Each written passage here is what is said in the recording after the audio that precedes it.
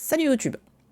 Petite expo aujourd'hui sur Berlioz, avec en fond sonore du Berlioz, en espérant que tout aille bien. Alors Berlioz, la voix du romantisme. Alors, un héros romantique.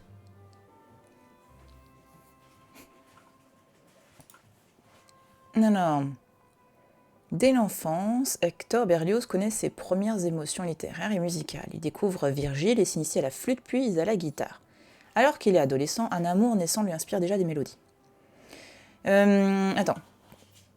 Peut-être. Attends, du Wikipédia, juste pour vous remettre les dates quand même de Berlioz, parce que c'est important quand même.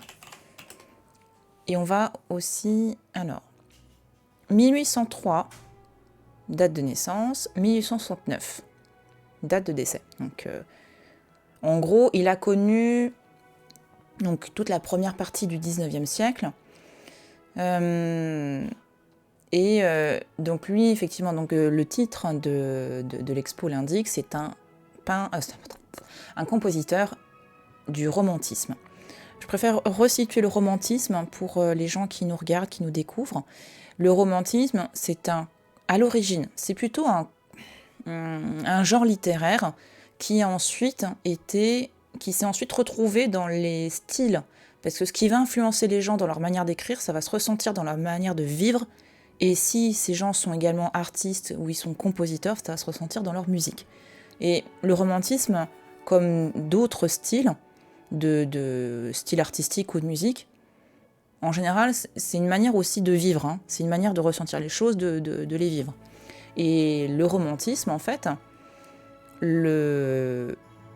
il faut partir du principe que le romantisme, c'est une forme d'expression de l'individu, donc pas forcément dans un côté amoureux, voilà, il est romantique, machin, mais plutôt l'expression du moi, enfin moi qui ressent des choses incroyables en regardant la nature, et en même temps, cette nature, attention, elle est supérieure à nous. Il y a ce côté très...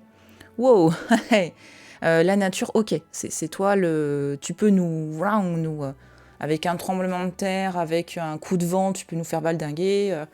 Donc ok, c'est toi qui mènes. Enfin, il y a ce côté très humble, tu vois, devant la nature. Et en gros, on part du principe que le moi n'est pas supérieur à ça. Mais par contre, le moi adore regarder la nature. Il y a cet épanouissement incroyable. Enfin, t'as dû ressentir ça peut-être aussi une fois, enfin même plusieurs fois, j'espère. Mais en tout cas, quand tu es captivé par un paysage magnifique, tu te sens tout petit et tu te prends une magnificence dans la tête. Et voilà, tu te dis, ouais, ok. Ben ça, c'est un moment un peu romantique, si on peut dire ça comme ça. C'est l'expression de tes passions, mais sans pour autant partir dans du sentiment amoureux. Ça peut être de l'amour, mais en général, c'est plutôt la passion, la tristesse, la colère. Enfin, ouais, on cherche le moi, en fait.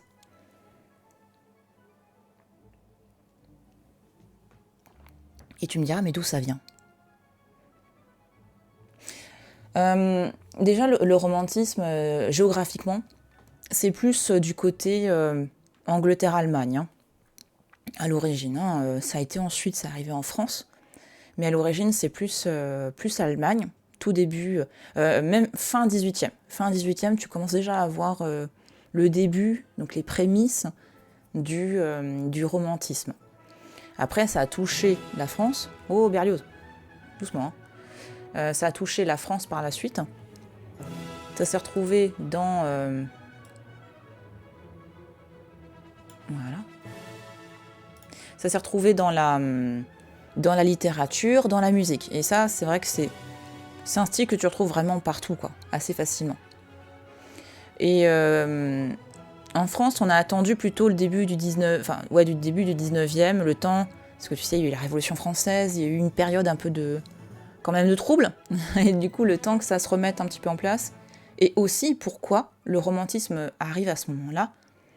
On est après cette période des Lumières, on est après cette période où on se pose des questions justement sur la présence de l'être humain sur Terre, dans la présence aussi de ces grands... Enfin, tu vois, on avait déjà ça avant, si tu veux, dans les... qui était prêt, quoi. C'est-à-dire qu'on était déjà parfois dans des grands états d'émerveillement face à la nature. On faisait ce qu'on appelle le grand tour, c'est-à-dire que les gens partaient pendant un an et faisaient le tour de l'Europe pour voir des paysages magnifiques. Ce grand tour va se développer incroyablement au 19e parce que ça devient moins cher pour les gens. Donc tout le monde peut le faire. Au début, c'était que pour la haute société. Et après la Révolution, donc les choses vont se démocratiser petit à petit. Et voilà, donc on va voyager, on va voir de grands paysages, donc ça va stimuler tout ça. Tu vois, toute cette première partie 19e, ça va stimuler ces voyages-là, les grands paysages, le moi face à ces grands paysages. Et aussi, donc ça c'est pour la partie paysage, t'as compris. Et aussi pour la partie... comment dire? Attends, je baisse encore un petit peu parce que, dis donc, Berlioz...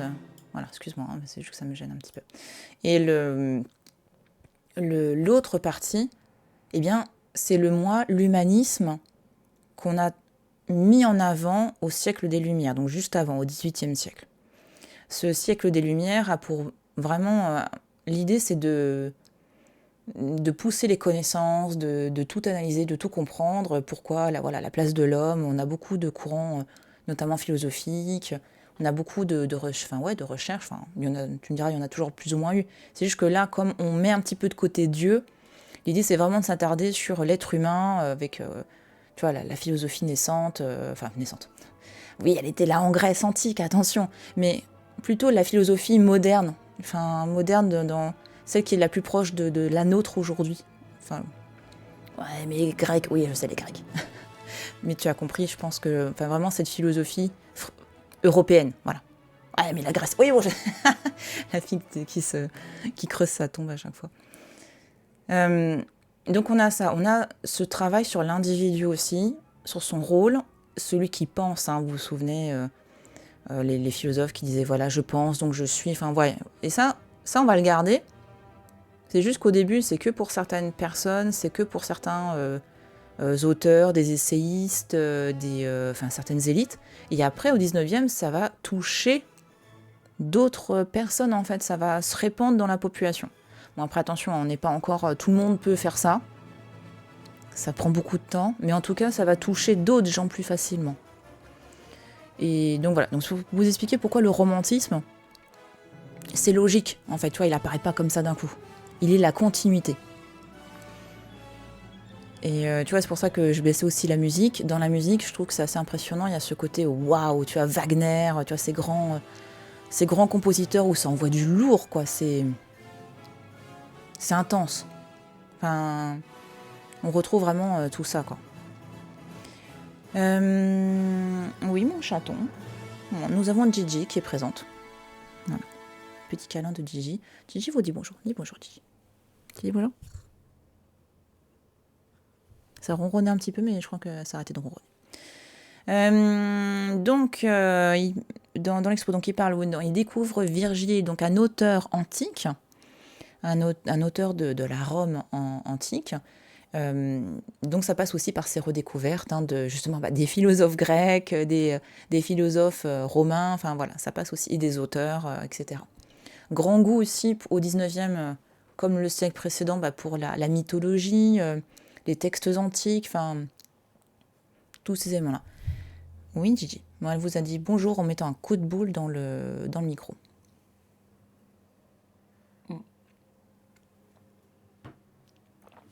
Ça va, chaton? Ouais, vas-y, mets-moi plein de poils. Flûte et guitare. Alors, c'est rigolo parce que tu vois, quand tu prends les phrases comme ça, très simples, tu dis, bon, il découvre Virgile s'initie à la flûte et à la guitare. Tu dis, ouais, ok. Et alors? Et alors, il faut... la guitare, c'est un instrument qui n'est pas hyper sexy à cette époque. C'est un instrument qui est vu comme étant l'instrument du musicien de rue. Voilà, tu vois, il y a un côté pas noble. Oui, ma Gigi. L'instrument noble, c'est le piano, le violon, la harpe. Quand tu es quelqu'un d'éducation, avec une éducation bourgeoise, tu apprends le piano, tu apprends l'harpe, enfin, tu apprends certains styles de musique. La flûte, la guitare, c'est la musique de rue. C'est pas du tout... c'est la musique aussi espagnole, c'est l'ailleurs, tu vois, l'ailleurs, ouais, soit la culture espagnole, la culture aussi gypsy. Bon, après, c'est plus... un peu plus... Oh, si, non, c'est déjà là. Et plus globalement, aussi la musique de rue. Donc, bon, c'est pas noble. Et ça, parce que... Pourquoi on en parle? C'est pour dire que c'est quelqu'un qui va être un peu touche-à-tout, Berlioz, et aussi pour dire que c'est quelqu'un qui, dans cette dynamique romantique, va s'intéresser au... Oui, m'a dit. C'est ça. Là, ça ronronne bien. Là. Je sais pas si vous m'entendez, mais... Hein, tu fais de la SMR. Mais ouais, il va s'intéresser à cette guitare, parce que c'est nouveau pour lui. Enfin, le romantisme, c'est aussi ce côté novateur. Comme beaucoup de styles, tu me diras. Ah, et un amour naissant lui inspire déjà des mélodies, c'est beau. Qu'est-ce qu'on a de beau là? Vue de Grenoble. Alors, par Balin. Ouais, je suis née le 11 décembre 1803 à la Côte-Saint-André, une très petite ville de France située dans le département de l'Isère, entre Vienne, Grenoble et Lyon. La Côte-Saint-André, son nom l'indique, est bâtie sur la versant d'une colline et domine une assez vaste plaine, riche, dorée, verdoyante, dont le silence a je ne sais quelle majesté rêveuse, encore augmentée par la ceinture de montagnes qui la borne au sud et à l'est, et derrière laquelle se dressent au loin, chargés de glaciers, les pics gigantesques des Alpes.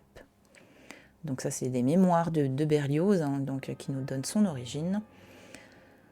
Mais ouais, donc la montagne, hein, aussi, beau sujet du romantisme. Gigi, me mords pas, s'il te plaît.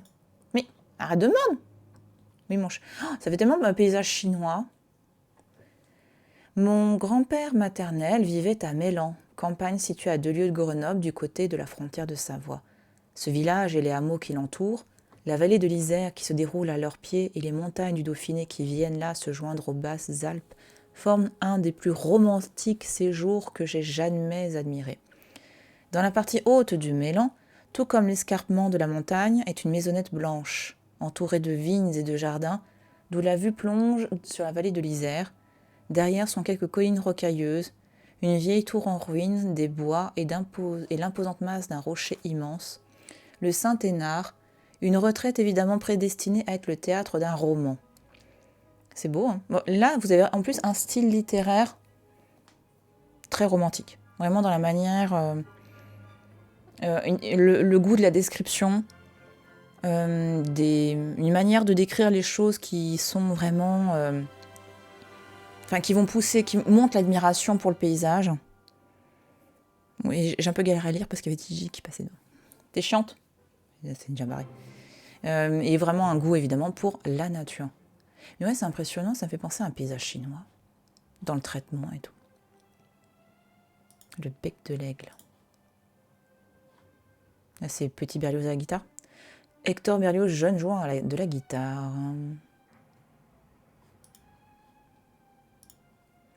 La conquête des institutions. Au XIXe siècle, des institutions comme le Conservatoire de musique, l'Opéra de Paris ou l'Institut de France jouent un rôle important dans la carrière d'un compositeur.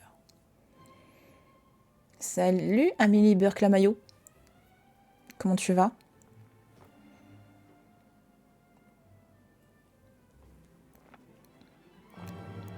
On fait une petite expo virtuelle sur Berlioz.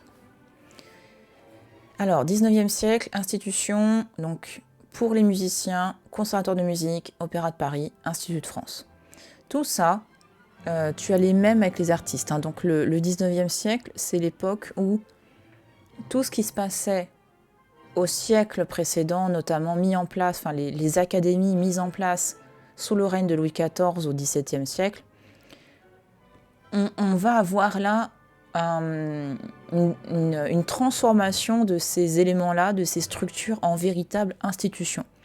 Ce qu'on connaît aujourd'hui, tu vois, l'Institut de France existe encore, l'Opéra de Paris existe encore, le Conservatoire, l'École des Beaux-Arts, enfin tu vois, toutes ces grandes institutions qui finalement vont structurer la carrière des des grands artistes, des grands musiciens, enfin vraiment qui vont diriger ces carrières-là et qui en plus vont donner la note, si on peut dire ça comme ça, qui vont dire ça c'est le style officiel, ça c'est ce qu'il faut faire pour que ce soit français. Enfin voilà, tu vois, la mise en place de quelque chose de classique.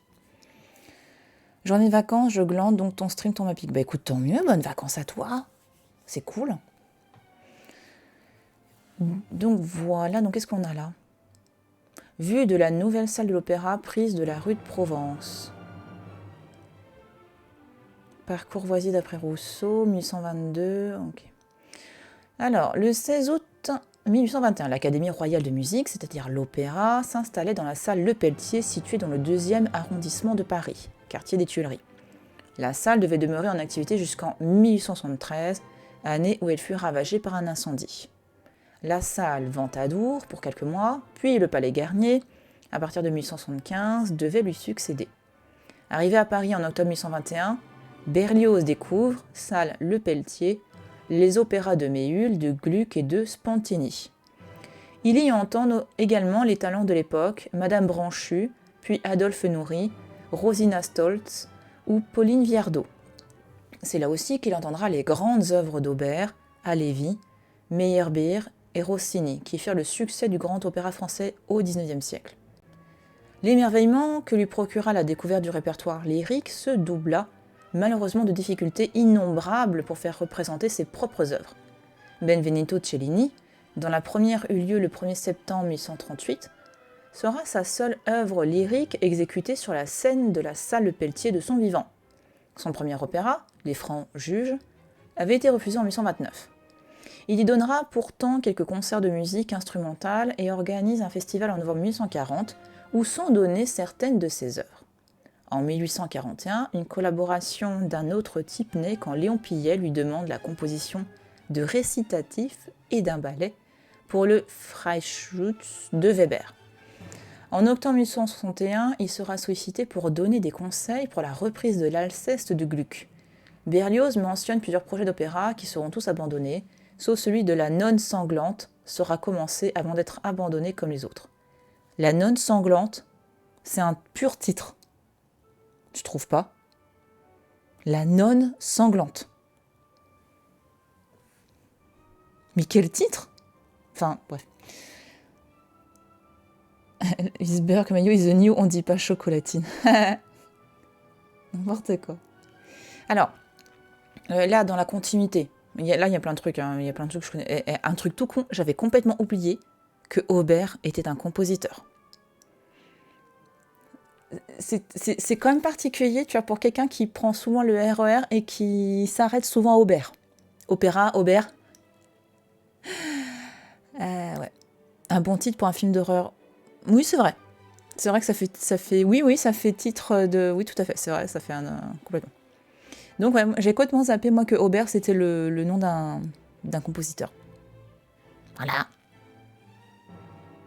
Attends, d'ailleurs, j'ai peut-être, attends. Parce que j'ai l'impression que, à chaque fois à gauche, il n'y a rien, de toute manière, on va faire comme ça. Voilà, c'est mieux. Ah, on peut même faire ça, regarde. Hop, et on peut encore le déplacer. Parce qu'à chaque fois, il n'y a rien sur le côté, là. Nickel. Voilà.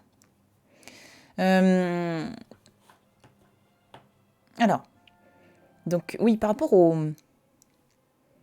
Mais oui, Aubert, il composait pour le groupe Téléphone. Elle est bonne, elle est bonne.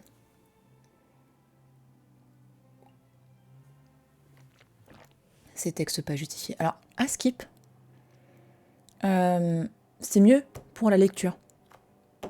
J'en discutais avec quelqu'un qui s'occupait des expositions dans un musée, qui m'a été confirmé, je crois, là par Déborah, qu'on avait fait le live avec sur le Quai Branly, le musée du Quai Branly. Apparemment, tu lis mieux dans les expositions les textes qui ne sont pas justifiés. Moi, ça me rend folle. Hein. Moi, j'aime bien les textes justifiés. Mais surtout que c'est justifié à gauche, tu vois, c'est bon. Bref. Et apparemment, ça se lit mieux. Voilà.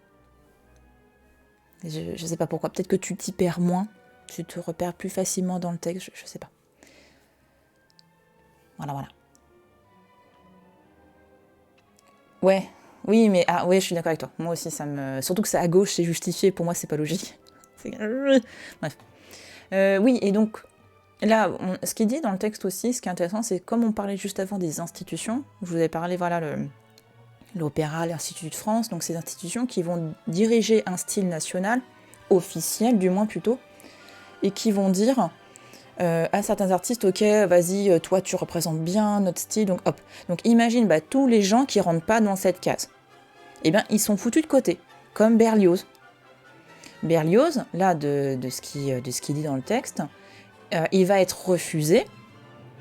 On va refuser ses opéras, bon, pas tous, hein, visiblement, mais en tout cas, il a eu quand même des demandes pour réécrire des opéras, enfin des adaptations de pièces existantes, enfin d'opéras existants, mais globalement, au début, il n'était pas accepté par l'opéra, comme pour un artiste peintre qui, par exemple, tu vois, les artistes comme Manet, Monet, ils étaient refusés au salon officiel, c'est pareil en fait.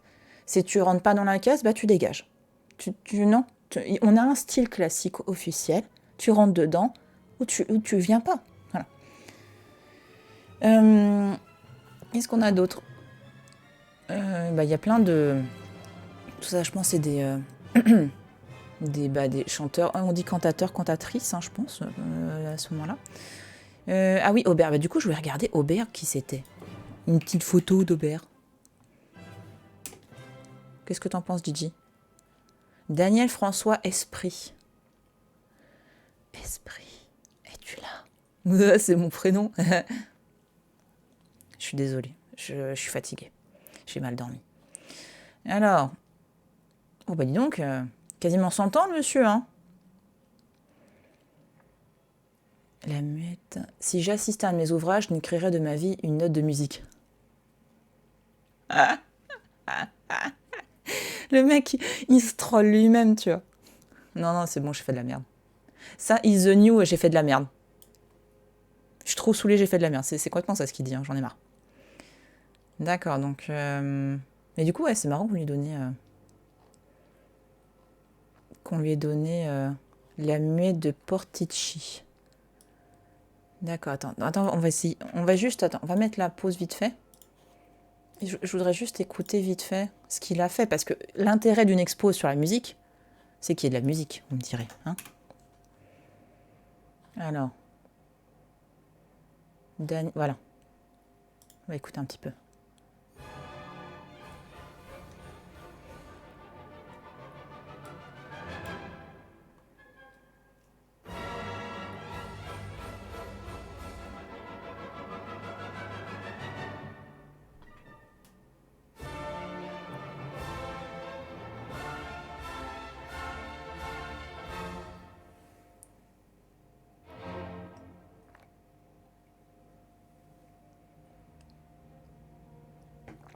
C'est marrant, ça commence toujours soit un truc comme ça, se bim.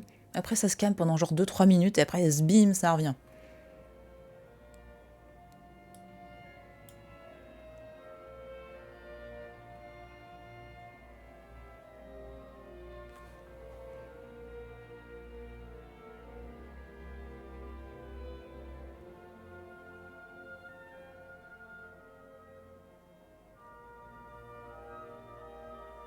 C'est joli.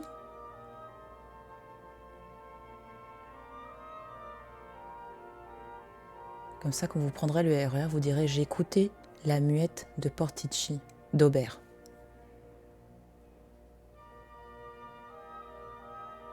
Faut capter l'attention du spectateur qui papote. Ouais, ça commence, bordel. C'est ça. T'écoutes, bordel. C'est ça. Oh, c'est joli. Oh merde. Me dis on papote. Hop. Oui, pardon, excusez-moi. J'écoute. C'était pour moi, celui-là. Ah, terrible. Terrible. Et là, ça redevient doux. C'est bon. Écoute, Sabine, concentre-toi. Ah, mais là, c'était timing parfait, tu vois. Tu vois, est-ce qu'on peut mesurer pour les profs, tu sais, de l'ingénierie pédagogique, est-ce qu'on peut mesurer la capacité d'attention des gens en fonction de la musique? Genre, ils ont capté, eux. Genre, là, vas-y, fous-leur un truc.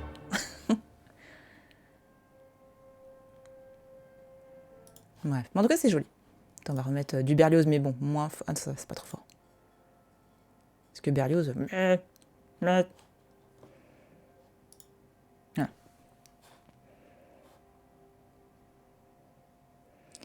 Et puis après, il y a d'autres auteurs, enfin, d'autres compositeurs.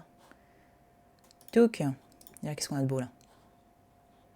Une caricature, visiblement. Le cheval de Troie. Ah oui, effectivement. Là, tu vois le compositeur au-dessus, et visiblement, il était dedans, ce monsieur-là. C'est peut-être lui, c'est Berlioz. Dieu protecteur de la ville éternelle. Là, je sais pas ce qui est marqué à droite. En 1891 fut donnée au Grand Théâtre municipal de Nice la première de la prise de Troie, qui fit connaître en France les 2 premiers actes des Troyens, alors que l'Opéra de Paris présentait je sais pas si on dit Lohengrin ou Lohengrin. Lohengrin, c'est plus joli. Oui, je fais ce que je veux. C'est mon stream, merde. Pour la première fois. Les partisans de la musique française s'indignèrent. L'auteur de la symphonie fantastique attend encore sur les marches de l'opéra l'ouverture des portes, alors que, protégé par la force armée, son concurrent de jadis prend possession définitive de l'Académie de musique. Au moment de la création des Troyens à Carthage, en 1863, la critique avait fait immédiatement le lien entre Berlioz et Wagner, notamment sous forme de caricature. Par exemple, celle parue dans le Charivari du 25 novembre 1863. Le Tannhauser, t'as vu, là je l'ai bien dit, demandant à voir son petit frère, où Berlioz porte un bébé casqué intitulé Les Troyens.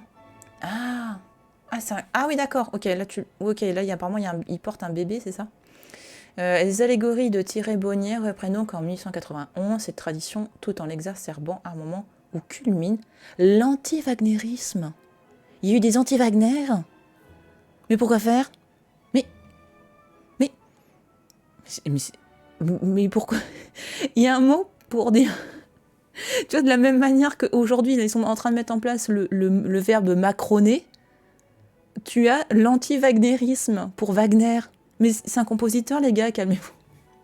Faut qu'on regarde anti-wagnérisme. Hein. Berlioz, c'est un mec qui se lève à 6h du matin pour faire du jogging, visiblement. Je te jure. Non mais... C'est fou, hein.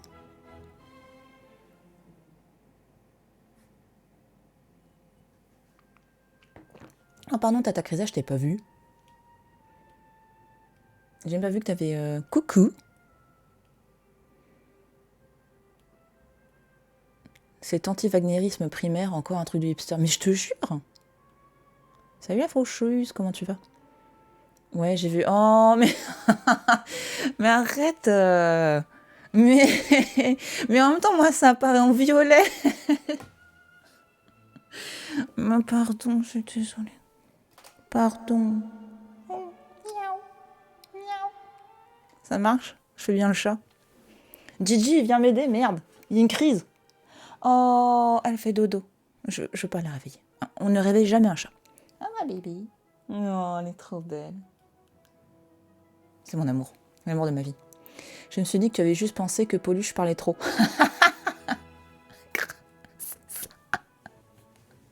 Non, on ne parle jamais trop sur mon stream. Jamais. Parlez autant que vous voulez. Mais effectivement, j'ai lu Pauluche. Complètement. Parce que c'est quasiment la même couleur. Parce que moi, sur mon OBS, j'ai le... Voilà, ouais, c'est ça, tu rigoles. Ouais, j'ai vu que t'étais sérieuse en vrai. J'ai vu que t'étais vexée et tout. D'accord, ok. Bon, qu'est-ce que tu penses de l'anti-wagnérisme, Tata Crisa? Non mais attendez, faut qu'on regarde anti-wagnérisme. Mais pourquoi faire? Après, ça se trouve... Wagner... Ah bah peut-être sur la fiche Wikipédia de... Bon attends, allez, anti-wagnérisme. Tu crois qu'ils ont encore... Tu crois qu'ils ont encore un fan club, l'anti-wagnérisme? Genre, tu peux y adhérer? Ah. Alors.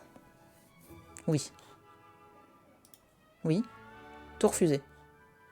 Voilà. Alors. Et en plus, ça parle de Berlioz. Alors. Voilà. Il y a au moins un petit peu le début, là, non? Le cas d'Hector Berlioz mérite une attention particulière, d'accord.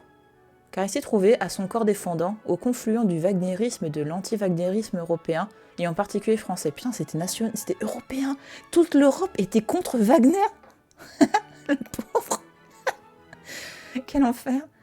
D'une part, les wagnériens voulaient en quelque sorte l'enrôler comme précurseur de la musique de l'avenir, ce contre quoi tout son être musical se cabrait. La manière d'écrire est très romantique. Tour, fusée, tu te reconvertis, ça... Pourquoi? Tour, fusée? Hein? Où fusée? Pourquoi?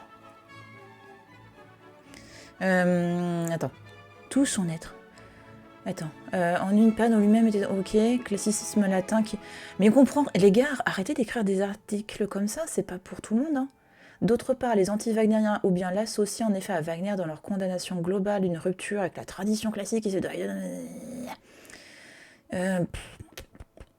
En fait, je crois que nous sommes en train de revivre là une sorte d'équivalent musical de la querelle des anciens et des modernes.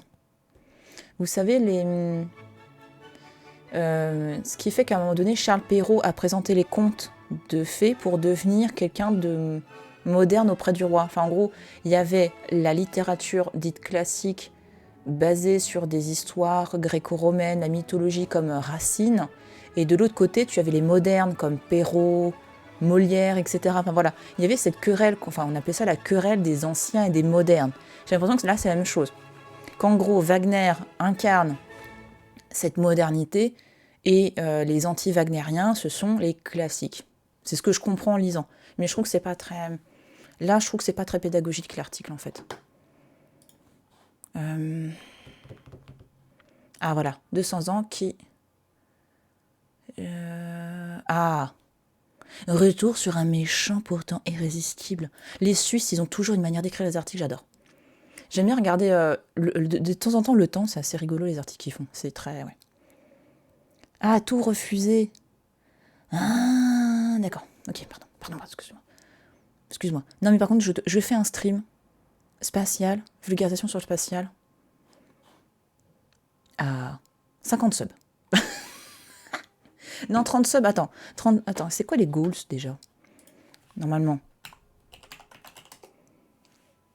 Je vous fais un let's play spécial avec Potioncraft à 30 subs. Non, l'an je l'ai fait déjà. L'an. J'ai fait l'an déjà. Donc 700 follow, c'était quoi? Mince. Ah, flûte. Ah, je sais plus, c'est quoi 700, qu'est-ce qu'on fait? La faucheuse? On fait quoi? Au secours. Au secours.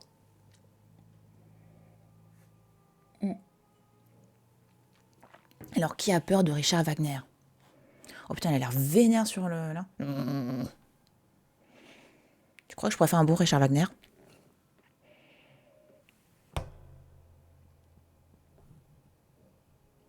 Franchement, il y a du potentiel, hein. Voilà. Goals 2. Non, je crois pas. Je crois pas qu'il y ait Goals 2. Je sais plus ce que j'ai dit à 700. Merde. Oui, lâcher le prime. En plus, j'ai tout, là. C'est un truc de fou, hein. J'ai tout, là. Ça vous attend. Si vous avez des primes qui servent à rien, qui dorment, allez-y. Alors, selon la formule consacrée, Wagner aurait eu 200 ans aujourd'hui. Ah, bah, on vit pas 200 ans. Alors, attends, gna gna gna. Wagner, libertin, égoïste forcené, anarchiste en diable, mena une existence placée sous le signe des extrêmes, son goût pour la soie, les parfums capiteux et son addiction au luxe sont tant de clés qui permettent de mieux saisir la magie des œuvres de cet irrésistible méchant. D'accord, donc en gros, on n'aimait pas le personnage. Mais par contre, ce qui est marrant, c'est que visiblement, je pensais pas que c'était depuis si longtemps que ça. Parce que visiblement, cet anti-wagnérisme, c'est encore en place. Antisémite, misogyne, défenseur d'une pureté raciale revendiquée par le nazisme. Comme la plupart des gens de son époque. Pardon, excusez-moi. Historien, musicologue et musicien continue à débattre férocement de l'héritage politique et social de Wagner. D'accord, ouais, donc en gros, c'est le personnage, quoi. Si vous devez écouter Wagner, faites-le en privé. Oh, faut pas qu'on le fasse en stream, hein. Sinon, on va se faire ban. De toute manière, dans plusieurs articles, les anniversaires ravivent les polémiques, ce qui importe au moins, c'est cette musique sublime. D'accord, donc en gros, c'est sa manière de vivre qui plaisait pas, quoi. Attends, bah du coup, il doit y avoir... attends, j'ai cru voir... non, il n'y a pas du... Ah, Richard Wagner, attends. Est-ce qu'il y a un truc du genre...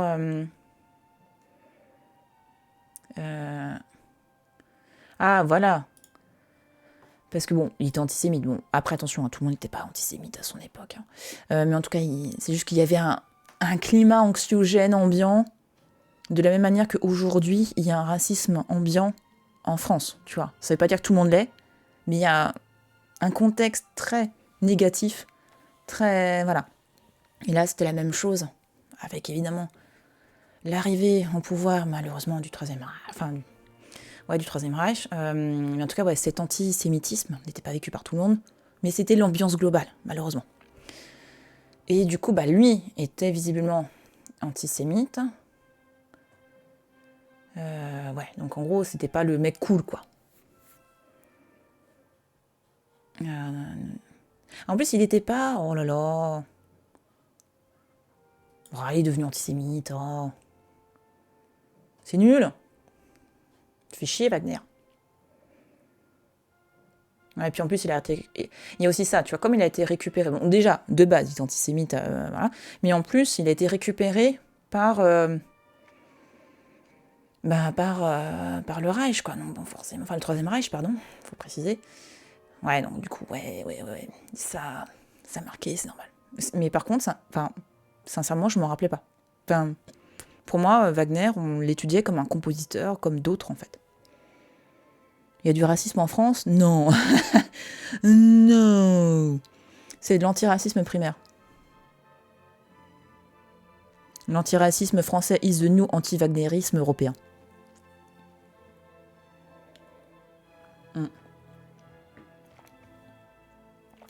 Voilà.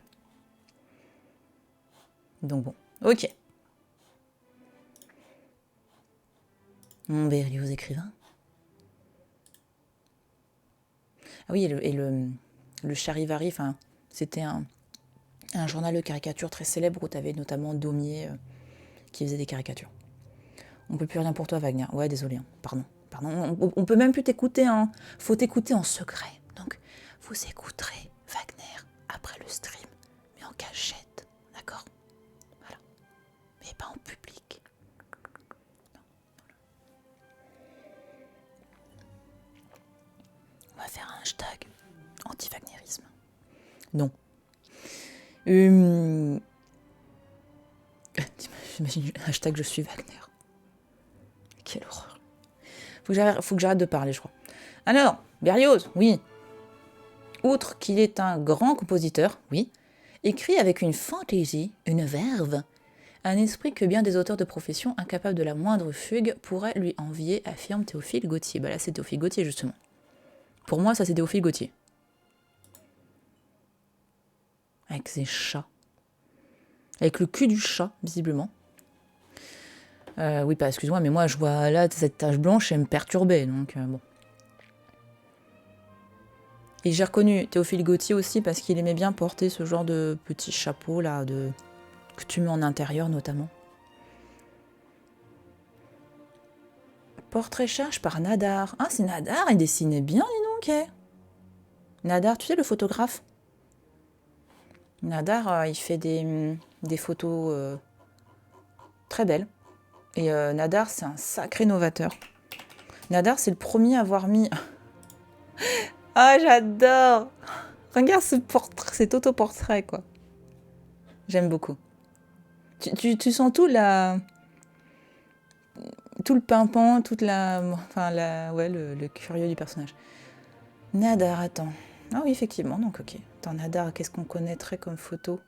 Bah, toutes les photos, voilà, de Baudelaire. Enfin, en gros, toutes les photos des grands de la seconde moitié du 19e, c'est Nadar, quoi. Aussi, comment ça s'appelle, Sarah Bernard. Enfin, voilà. Émile Zola aussi. Donc voilà, donc c'est un très grand photographe de cette époque-là. Et ce que je trouve assez hallucinant, c'est un des... Pour l'instant, selon nos connaissances, c'est le premier. Tu sais, il avait un grand studio dans un immeuble à Paris. je crois boulevard Haussmann, mais je suis plus très sûre de la rue.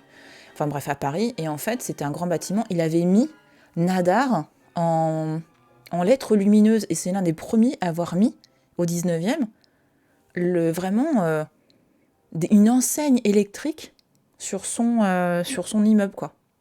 En gros, venez les gens. Je dois vous laisser, je regarderai le replay, c'était très intéressant. Bah, merci à toi, bon Fromenton, et à bientôt.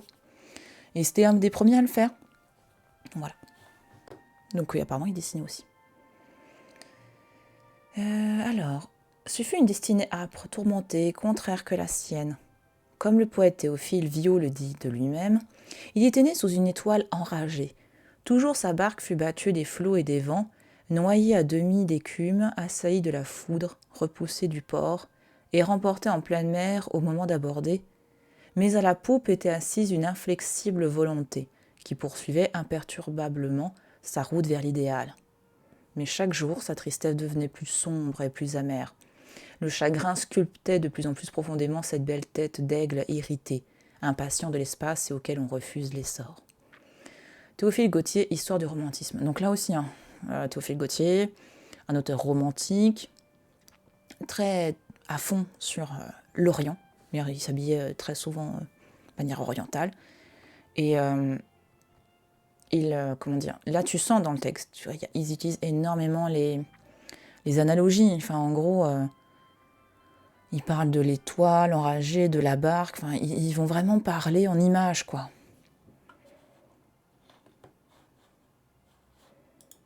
Et là, à côté, donc, c'est Berlioz.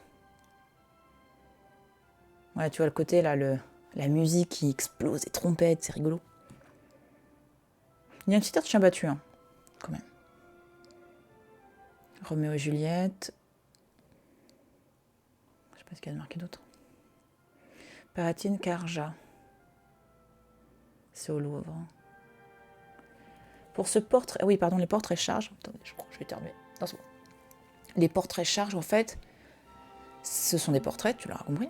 En fait, c'est pas de la caricature. Le portrait charge, c'est une exagération des traits. De la même manière que tu peux faire ta caricature, tu sais, à Montmartre. Tu vois, en fait, ce sont pas des caricatures...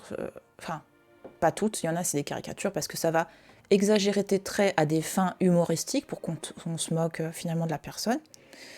Le portrait charge, c'est l'exagération des traits pour accroître... Enfin, il y a un côté toujours un peu humoristique derrière, mais il y a un côté aussi très...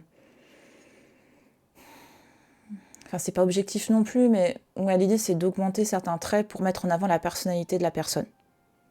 C'est ça, en fait. C'est en gros comment l'individu... Parce que tu vois, là, c'est pas pour se foutre de sa gueule. Ils mettent une grosse tête, parce que, bon, bah, visiblement, il avait aussi peut-être un petit peu une grosse tête, mais pas... Enfin, tu vois, il avait peut-être... Voilà. Il a un grand nez, visiblement. Je crois que c'était... il avait un nez un peu... aquilin, tu vois, comme moi, un nez d'aigle. Et ce petit regard de chien battu, mais c'est pas méchant. C'est un portrait poussé. Donc pour ce portrait charge de Berlioz, Carja revient à la première version d'une caricature qu'il avait produite pour le journal Diogène, qu'il modifie légèrement. Bon, visiblement, c'était quand même une caricature, à l'origine. Les partitions qui volent autour du chef d'orchestre portent les titres « Les Francs-Juges »,« Mort d'Orphée »,« Enfance du Christ »,« Symphonie fantastique »,« Sarah la baigneuse »,« Roméo et Juliette » et « La damnation de Faust ». On peut lire également les mots Bad Grand Festival. Cette dernière notation s'explique par le fait que Berlioz était resté à Baden-Baden en août 1858 et y avait donné un grand concert le 27. Joseph Méry, le poète, était dans l'assistance. À ce moment, Carja, justement, était aussi à Baden. De 1858 à 1860, le caricaturiste, l'agence caricaturiste, c'est vraiment... Pardon. Le caricaturiste y passa la saison d'été et exécuta des portraits charges dont celui de Berlioz. Il y a une petite typo là. Pardon. Je me moque. J'ai le droit. L'inventeur de l'orchestre moderne. Admirateur de Beethoven, Berlioz cherche à élargir le champ musical pour transmettre ses passions et exprimer les sentiments. Son travail de composition révolutionne véritablement l'orchestre. Bah ça c'est Beethoven, ça, non? Ludwig van Beethoven. Lithographie de Berlin. Les coups de tonnerre se succèdent quelquefois dans la vie de l'artiste, aussi rapidement que dans ces grandes tempêtes où les nues gorgées de fluide électrique semblent se renvoyer la foudre et souffler l'ouragan. Je vis se lever l'immense Beethoven. La secousse que j'en reçus fut presque comparable à celle que m'avait donnée Shakespeare. Il m'ouvrait un monde nouveau en musique, comme le poète m'avait dévoilé un nouvel univers en poésie. Ah, tu vois là, les comparaisons, les analogies, enfin, c'est vraiment impressionnant ce côté vraiment... Tu entends, enfin quand tu lis, tu entends le fracas, enfin là c'est purement... ils sont la nature qui se déchaîne, quoi. Beethoven.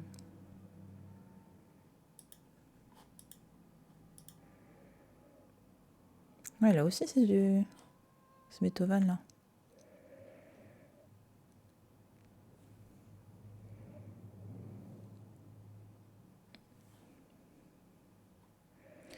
Alors, Henri Grévedon, Beethoven encore. Je venais d'apercevoir en deux apparitions Shakespeare et Weber. Aussitôt, à un autre point de l'horizon, je vis se lever l'immense Beethoven. Ben, on l'a déjà lu. Voilà. Alors, Berlioz consacre un chapitre entier des mémoires à l'apparition des symphonies de Beethoven en France.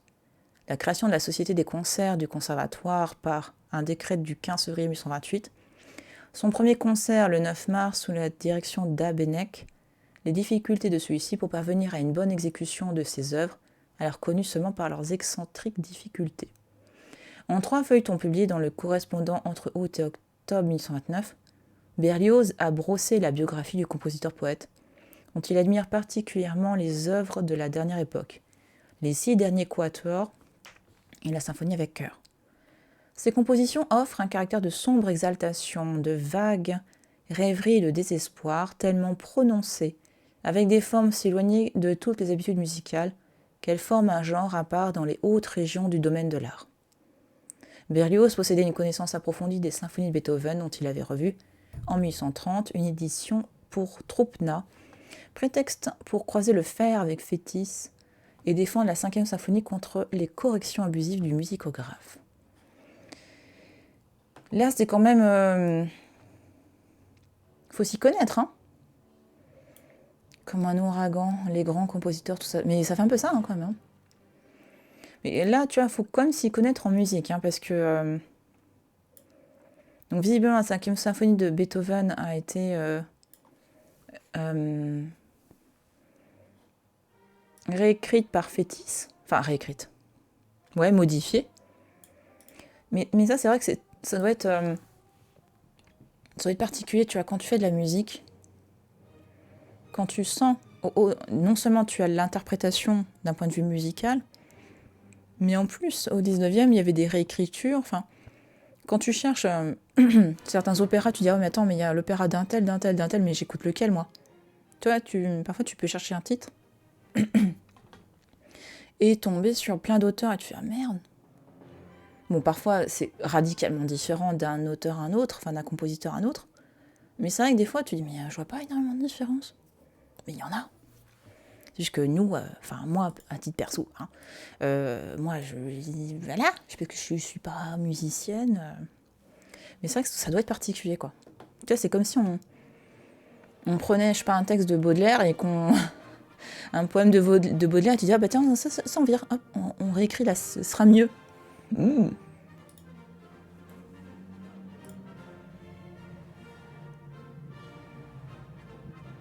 C'est beau, les partitions, je trouve.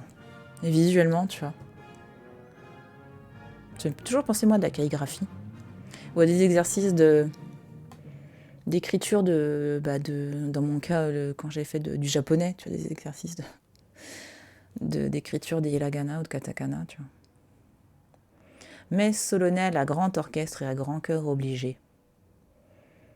Par Hector Berlioz, élève de Monsieur Le Sueur. Manuscrit autographe. On a longtemps cru que cette œuvre avait été détruite par Berlioz avant que son manuscrit autographe ne soit miraculeusement retrouvé en 1991 dans l'église Saint-Charles-Borromée d'Anvers. Elle fut composée pendant l'automne 1824 en réponse à une commande de maçon, maître de chapelle à l'église Saint-Roch à Paris. Cette messe est la plus ancienne composition importante de Berlioz, datant de cette époque, à avoir survécu. En écrivant une messe, Berlioz se place dans la lignée de grands modèles, celle de Cherubini, peut-être qu'on dit que... Non, je sais pas. Surtout de son maître Le Sueur. La messe solennelle, qui se divise en 11 mouvements, fut exécutée le 10 juillet 1825 à l'église Saint-Roch sous la direction d'Henri Valentino, chef d'orchestre assistant à l'opéra, puis le 22 novembre 1827 à Saint-Eustache sous la direction de Berlioz. Le compositeur a réutilisé plusieurs passages de la messe dans des œuvres plus tardives. Entre autres, la scène au chant de la symphonie fantastique reprend la mélodie du Gratias, troisième mouvement. Dans Benvenuto Cellini, le passage qui suit la mort de Pompeo comporte un extrait important tiré du Resurrexit. Résurrection. Il est comme dans South Park, il est résurrecté. D'accord. Et j'aurais bien voulu qu'il raconte un peu plus l'histoire là, de la redécouverte de ça. C'est vrai qu'au final, j'aurais bien voulu avoir plus de contexte. Attends, si je fais ça, ça fait quoi? Ah putain, à chaque fois il y avait des trucs, il n'y avait pas que 2 images. Ah merde. Ah non, si c'est bon. Attends, ça on l'a pas vu ça. Mais pourquoi ça on l'avait eu?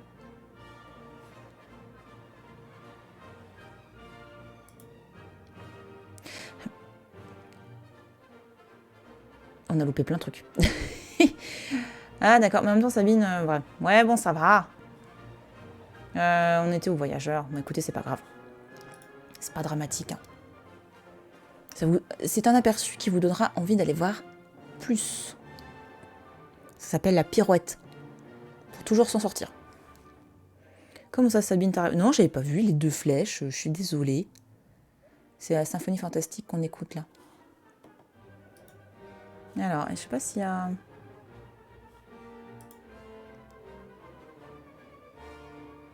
Alors... Ouais, on a Carnaval Romano, Rêverie, un bal, scène au chant, marche au supplice, songe de nuit du sabbat.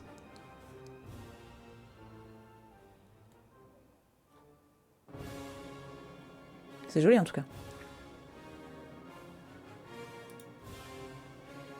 Cacahuète.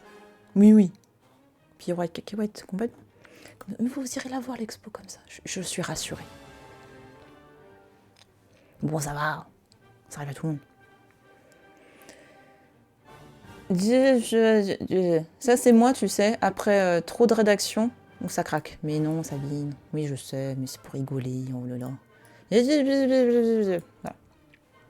Anonyme, oui. Berlioz évoque assez peu dans ses lettres les modes de transport et bénéficie pourtant de la révolution apportée par les nouvelles machines à vapeur qui équipent aussi bien les bateaux que le chemin de fer. À propos du Rhin, il écrit « Le voyage sur le Rhin est d'ailleurs une chose admirable et tous ces vieux châteaux, ces ruines, ces montagnes sombres m'ont fait rêver, tout éveillé, bercé par les souvenirs des poèmes de Goethe et des contes d'Hoffmann. » J'aime bien l'opéra d'Hoffmann, c'est très joli. Oui, donc, oui, effectivement, comme je vous disais, le romantisme, on a vraiment un noyau fondateur en Allemagne. Et bon, il y a Wagner, mais il ne faut pas le dire. Tu as aussi Goethe pour la littérature, qui va énormément marquer les esprits, Beethoven aussi. Voilà. Et quand je parlais du grand tour au début, vous savez, les gens qui faisaient le tour de l'Europe, le but à l'origine, c'était d'aller voir l'Italie. Mais très rapidement, en plus de l'Italie, enfin, il y avait l'Italie évidemment, mais il y avait les ruines de l'Italie, il y avait les artistes de la Renaissance qu'ils allaient voir dans les musées, notamment la Galerie des Offices. Et on a ensuite, sur toute l'Europe, d'autres ruines, en fait, les châteaux, parce que aussi le style médiéval qui est très remis en avant, en fait. Le romantisme, d'un point de vue artistique, c'est un mélange de styles, mais ça se retrouve dans la manière dont on meublait l'intérieur de sa maison. C'est-à-dire que tu pouvais avoir des meubles de style Renaissance, des meubles typiques de l'époque, de l'heure contemporain. Donc le style, je sais pas si c'était style Louis-Philippe, tu vois, de cette première moitié du 19e. Mais il mélangeait ça avec différents courants, quoi, Renaissance, Moyen-Âge, etc. Et le Moyen-Âge, ça plaisait énormément. Il y avait un imaginaire autour du Moyen-Âge, donc dans certains cas même un fantasme, notamment pour la construction d'un roman national. Ça commence là. Après, ça va être aussi avec Vercingétorix, vraiment le principe du gaulois. Mais le Moyen-Âge a aussi été un élément fort pour la réalisation de ce récit. Au début, notamment, c'est quoi la France, tu vois. Mais peu importe le pays, en fait. Par exemple, voilà, c'est quoi l'Allemagne, c'est quoi l'Italie, etc. Bon, c'était plus fort quand même en Allemagne, en France, parce que l'Italie, ils avaient déjà l'Antiquité, ils avaient déjà la Renaissance, donc eux, le Moyen-Âge, c'est déjà la Renaissance, en fait, concrètement. Donc... Oula, ça sent la mondanité, là. Tu sens là qu'ils ont la hype, qu'ils dansent et tout? Non, pas du tout, ouais, je sais. Mais si, il y a la musique, je suis sûre. Ils dansent, je suis sûre. Pardon. Salle de la Redoute, à Vienne. La Redoute? Chut, pas de marque. Quel rapport, Sabine? Aucun. Je suis fatiguée, les gens. Comprenez-moi. Alors, lithographie en couleur, 1114. Je rêvais tristement à une de ces fêtes nocturnes, car les valses de Strauss, avec leurs ardentes mélodies qui ressemblent à des cris d'amour, ont le don de m'attrister profondément. Je rêvais, dis-je, pendant l'un de ces bals étincelants de radieux sourires, quand un petit homme d'une figure spirituelle fendant la foule s'approcha de moi. C'était le lendemain d'un de mes concerts. « Monsieur, me dit-il vivement, vous êtes français, je suis irlandais. Il n'y a donc point d'amour-propre national dans mon suffrage, et, me saisissant la main gauche, je vous demande la permission de serrer la main qui a écrit la symphonie de Roméo. Vous comprenez Shakespeare. En ce cas, monsieur, répliquai-je, vous vous trompez de main, j'écris toujours avec celle-ci. Oh, le mec!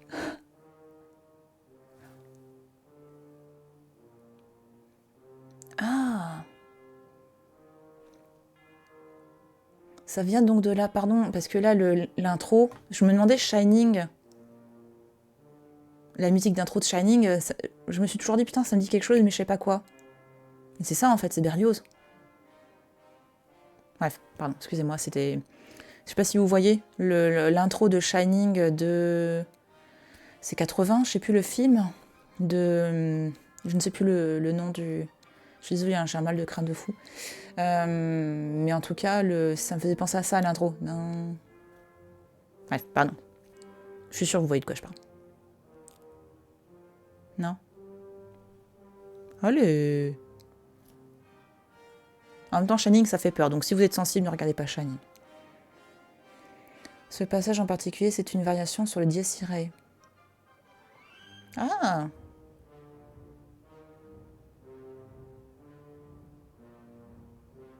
Ah oui!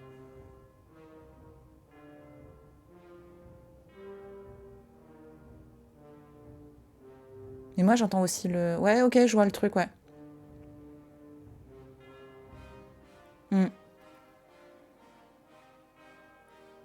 Mais tu connais grave Berlioz, Pauluche?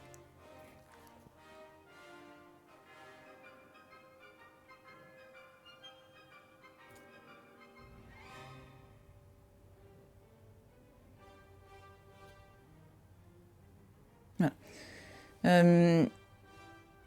En tout cas, nous avions cette magnifique... cette blague incroyable. Vous vous trompez de main, j'écris toujours avec celle-ci, donc le mec, voilà.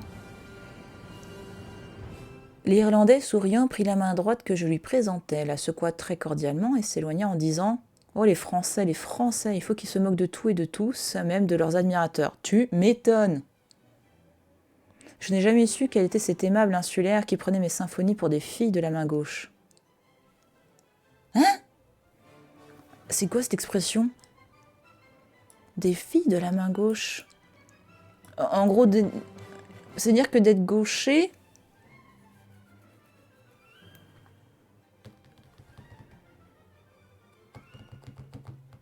Est-ce que... en gros, le fait d'être gaucher... Enfin, si c'est vrai que les gauchers n'ont pas été toujours... Oh, tu crois qu'il y a un truc genre... histoire d'être gaucher, enfin, en gros, histoire de la réception. Je sais pas comment dire ça. Histoire gaucher. Ah, je sais pas comment... Ah, attends. Il y a une histoire des gauchers. Incroyable. En même temps, si, c'est logique, la gauche, c'est pas le bon plan, quoi.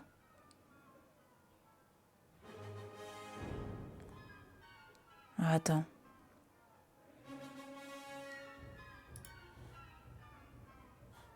Non? Attends. Ah là là! C'est rigolo. Il y a plein de trucs qui ne devaient pas se faire de la main gauche. Mais en plus, il n'y a pas que ça. Il y a le côté la gauche. Tu vois, dans la représentation, je crois que le Christ est toujours à droite parce que la gauche, c'est l'enfer, je crois. La gauche, c'est toujours le diable. Il n'y a pas un truc comme ça. Enfin, la gauche n'est pas le... Sabine, c'est toi historienne de l'art, tu devrais savoir. Ouais, je sais, mais si, je crois que c'est... Enfin, le Christ est toujours à droite. Enfin, oh, je sais plus. Est-ce que masturbation de la main droite, ça passe? Oui, c'est sacré, ouais. Ça fait scandale d'employer de la musique sacrée dans du profane. J'ai fait un semestre de musico, on a étudié la symphonie fantastique. Ah, d'accord, ok. D'accord. Ah bah oui, tu m'étonnes. Oui, ça a dû gueuler à l'époque. Hein. Attends, du coup, c'est fini? Bientôt, faudra en mettre un autre. Ah, mais il n'y en aura peut-être pas d'autres. Bah là, hop. Ouais, mais c'est compliqué. Ah, bah on peut mettre du Wagner à la rigueur.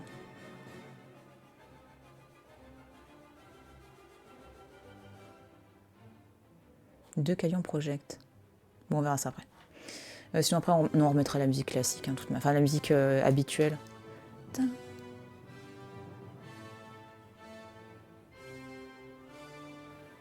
Ah, bref. Attends, j'en ai dit oui, les gauchers.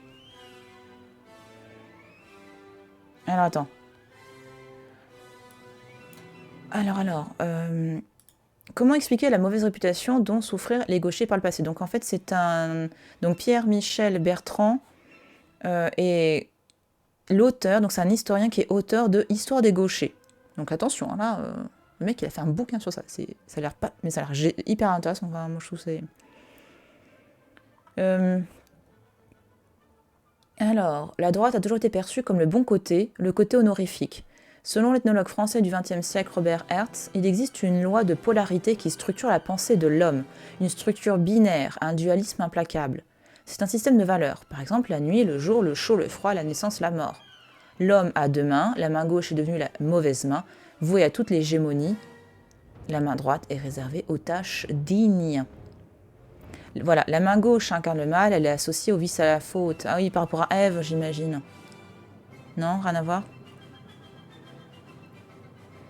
La discrimination faite aux gauchers est apparue tardivement dans l'histoire, au XVe siècle. Elle a été conditionnée par la pensée judéo-chrétienne et notre civilisation occidentale. C'est écrit dans la Bible. Mais quand tu fais l'aumône, que ta main gauche ne sache point ce que fait ta main droite.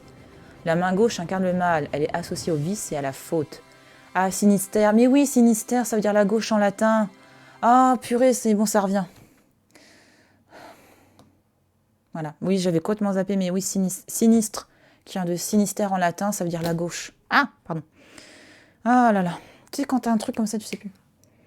Buongiorno, Yann. La meilleure citation de film de tous les temps. Buongiorno, principessa. Est-ce que vous avez la rêve?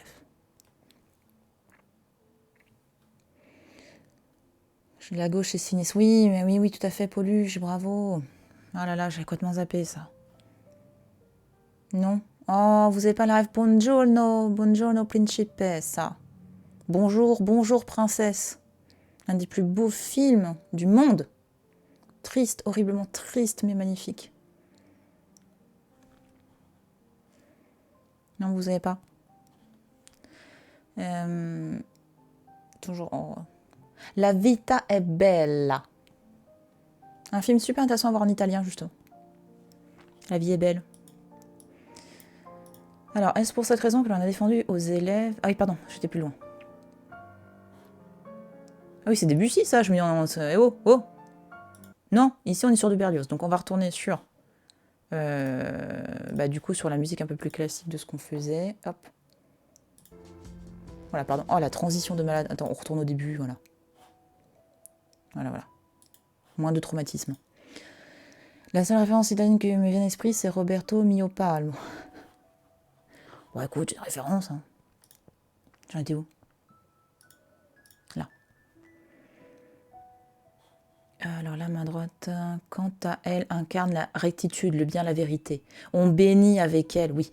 La Bible stipule d'ailleurs que les bons croyants seront mis à droite de Dieu et accéderont au paradis, tandis que les mauvais iront à gauche. Oui, voilà, je me rappelle qu'il y avait un côté par rapport à Dieu où tu te mets, quoi. T'imagines, oh, mais il n'y a plus de place, merde, merde. Pardon, t'imagines la photo de groupe, quoi. Pardon. Il placera les brebis à sa droite et les boucs à gauche. Ne sois pas le bouc dans la photo de famille, mets-toi à droite et sois une brebis. Cette ref n'est pas rance. Bah si, évidemment, si. Terrible. Alors, les gauchers, on s'en fout. Hein. Enfin, les gauchers sont pas différents des droitiers. Faut arrêter. Oh là là, oh là là. En même temps, attention, c'est quelqu'un qui croit à l'hémisphère artistique et... Oh là là, attention. Mais en tout cas, voilà. C'était au moins pour revenir sur ça, sur cette référence... mes symphonies pour des filles de la main gauche. Voilà. C'est pour ça que les parties de gauche c'est mal, les parties de droite c'est bien. Je te jure, j'ai pensé à la même. J'ai pensé à la même. Je me dis, ah, tu crois que c'est du coup, c'est notre tradition fait que la droite c'est bien et la gauche c'est mal. J'ai pensé. C'est comme de l'anti-wagnérisme. Tu connaissais l'anti-wagnérisme, Yann? Voilà, je crois qu'il y a un problème de mise au point. Voilà. C'est de l'anti-wagnérisme primaire. Bah pareil, c'est de l'anti-main gauche primaire. Parce qu'à un moment, en fait, Berlioz a été mêlé en gros, il a été plus ou moins mis entre deux feux, entre les wagnériens et les anti-wagnériens. Et donc, apparemment, il existe l'anti-wagnérisme qui a perduré un certain nombre de temps parce que, voilà, j'avais oublié. Moi, je l'ai étudié en tant que compositeur à l'école, mais en gros, Wagner est accablé à raison de son antisémitisme et aussi, bon là, il était mort, donc je crois qu'il était mort à ce moment-là. Oui, normalement, il était mort.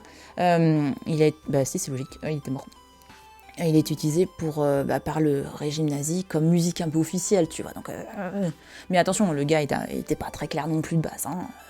Il était antisémite et compagnie. Hein. Voilà, donc d'où ça, et puis en plus, au temps de Berlioz, il incarnait cette modernité qui déplaisait aussi. Donc bon, pas mal de... On nous change. Comme pour tout romantique, les voyages représentent de véritables pèlerinages sur des lieux que Virgile, Goethe, Schiller, Beethoven, Shakespeare ou Byron ont rendus mythiques. Voilà, ce que je vous disais plus tôt. On voyage, on va voir des choses... là notamment, quoi de plus sublime qu'un volcan en éruption? Voilà. Alors, il s'agit de l'une des nombreuses vues du Vésuve à la mode à la fin du XVIIIe et au début du XIXe siècle, quand l'intérêt porté au volcan, particulièrement actif entre 1750 et 1830, fut immense. Le 4 et 5 octobre 1831, Berlioz fait l'ascension du Vésuve. Puis du 8 au 12 octobre, il visite Pompéi. Naples, avec 3 points d'exclamation, attention. Naples, ciel limpide et pur, un soleil de fête, Richter, qui n'a admiré à midi la mer faisant la sieste, et les plis moelleux de sa robe azurée, et le bruit flatteur avec lequel elle l'agite doucement.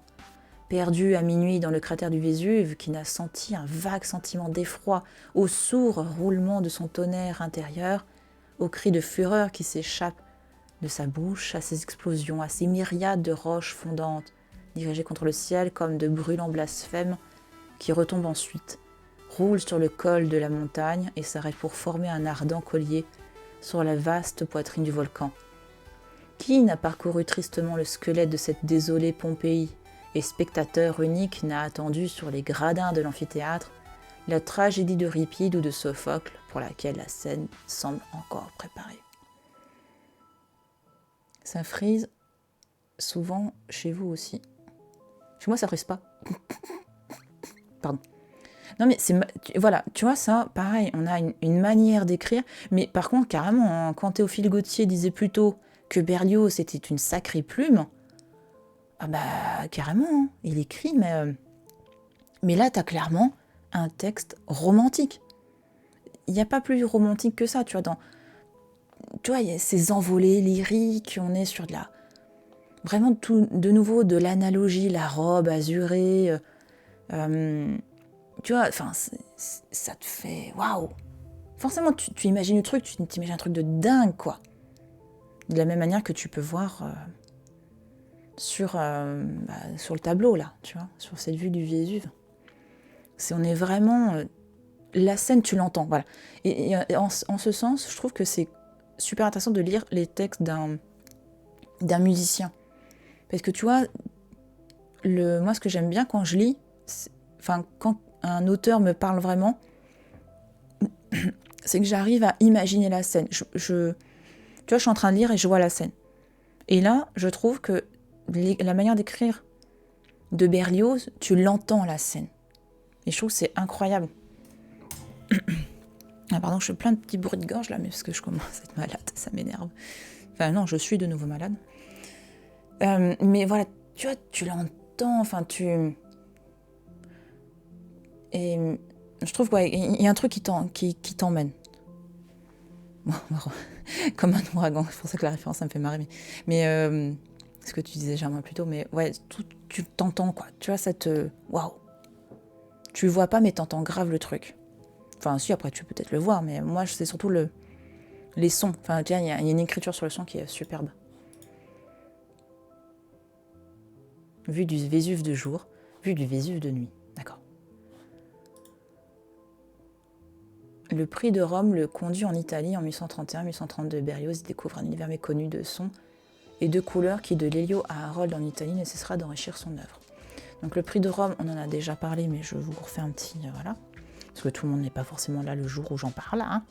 Le prix de Rome, c'est un prix très important mis en place par les institutions dont on parlait plus tôt, tu sais, l'Académie, l'Institut de France, enfin vraiment cette académie qui a été mise en place sous Louis XIV, qui est devenue une institution très officielle au XIXe siècle, qui va dire art officiel, toi t'es pas dedans, tu dégages. Et bien pour récompenser ceux qui sont, voilà, tu as un concours annuel, ou en général c'est annuel. Tu as le prix de Rome. Le prix de Rome, c'est une bourse qui te permet d'aller en Italie pendant... on n'a pas le même rapport au temps, hein, mais pendant plusieurs mois, voire un an. Après, il y en a qui restent plus longtemps. Tu vois, quelqu'un comme Ingres, le peintre, il est resté des années en Italie. Et donc, ce prix te donne la possibilité d'aller en Italie, aller visiter les ruines, voir les œuvres de la Renaissance, tout frais payé, tu vois. Donc ça, c'est top pour des artistes qui n'ont pas forcément les moyens. Et donc Berlioz y a été parce que le prix de Rome concerne les peintres, les sculpteurs, les architectes, mais aussi les musiciens. C'est un prix qui va récompenser plusieurs catégories d'art. Et donc les musiciens sont concernés. Et voilà, donc du coup, Berlioz, apparemment, a gagné le prix de Rome et il est parti en Italie en 1831. Et donc voilà, il a eu la possibilité d'aller en Italie. On dirait le carnaval de Rome. Alors, l'ambiance musicale romaine éteindra quelque peu l'enthousiasme du musicien. Ah merde, hein, je suis déçue. Cette description de la fête Dieu met en exergue une impie et brutale cacophonie. Bah, c'est un carnaval, c'est... Ouh. constitué de 2 groupes de clarinettes canardes, de trombones rugissants, de grosses caisses furibondes, de trompettes saltimbanques. Berlioz se réfugie à la basilique Saint-Pierre pour lire Lord Byron. Comme le Colisée, le chef-d'œuvre de Michel-Ange lui fait éprouver un frisson d'admiration. Berlioz déteste le carnaval et ses coutumes qui le rapprochent de la fête du bœuf gras parisienne. Oh putain, je ne connaissais pas cette fête. La fête du bœuf gras, on va regarder après. Il décrit la place Navone, inondée et grouillante de monde, véritable étang d'eau sale et puante. Dominé par 15 musiciens, dont 2 grosses caisses, une caisse roulante, un tambour, un triangle, un pavillon chinois et 2 paires de cymbales, flanqués pour la forme de quelques corps aux clarinettes, exécutent des mélodies d'un style aussi pur que le flot qui baigne les pieds de leurs tréteaux. Il dit, c'est de la daube, voilà, concrètement. La fête du... Tu crois que c'est la promenade du bœuf gras au carnaval de Paris?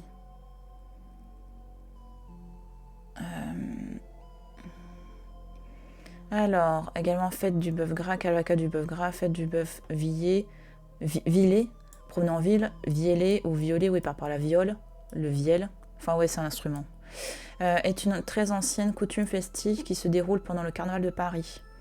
Elle consiste pour les bouchers ou garçons bouchers parisiens, généralement déguisés en sauvages, sacrificateurs ou victimaires, à promener solennellement en musique un ou plusieurs bœufs gras portant divers ornements.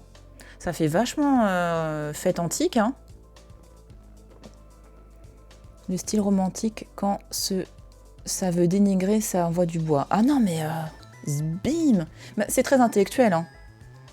C'est... Tu vois, je trouve qu'il y a ce côté... Wow. Parce que justement, ils ont la puissance du mot. Ils ont la puissance de l'analogie, de la comparaison. Ils ont cette classe incroyable, quoi, là-dessus. Alors, ah bah voilà, la plus ancienne, oui, parce que moi ça me fait penser au... Oh putain, comment ça s'appelle En Égypte, tu avais la procession d'un bœuf,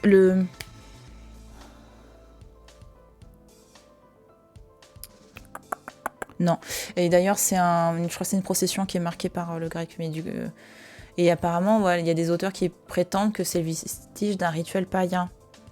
Et ça me choquerait pas. Après, voilà, c'est une hypothèse. Mais moi, ça me fait penser... Oh putain, il y avait un temple du taureau. Je pense que c'est pas Memphis. Origine possible de la fête. Apis, ouais, mais c'était où? Il y avait un temple... Bon bref, c'est pas grave, mais il y avait un temple... bon, c'est pas grave. Donc voilà, donc vous savez qu'il y avait une petite fête... J'imagine à la fin, la bestiole est là, non? C'est juste une promenade? Non? Bah si, voilà, oui, ils étaient abattus après. Ouais. Abattus une fois les festivités terminées, la viande vendue. Oui, voilà, c'est... Bon. Ouais. Les hippos... C'est pas plus en rapport avec les chevaux. Oui, si, tout à fait. Mais oui. Tout à fait. Complètement.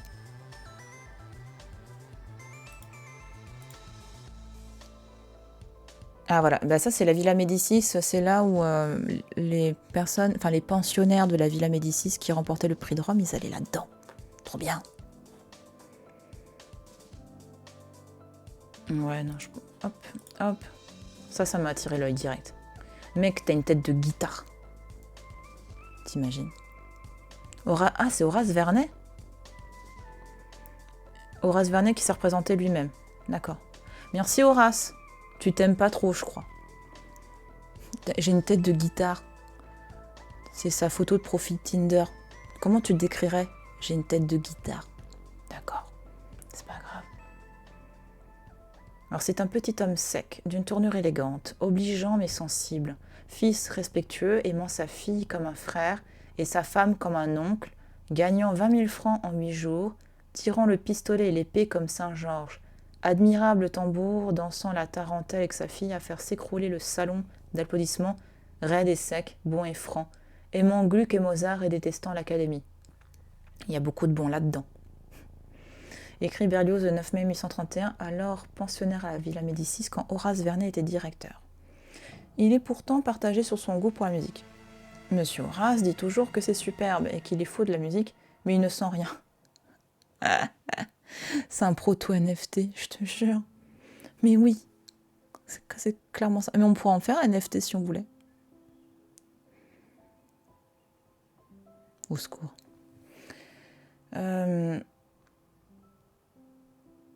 J'en suis où? Mais ça aussi, ça, comme il bim.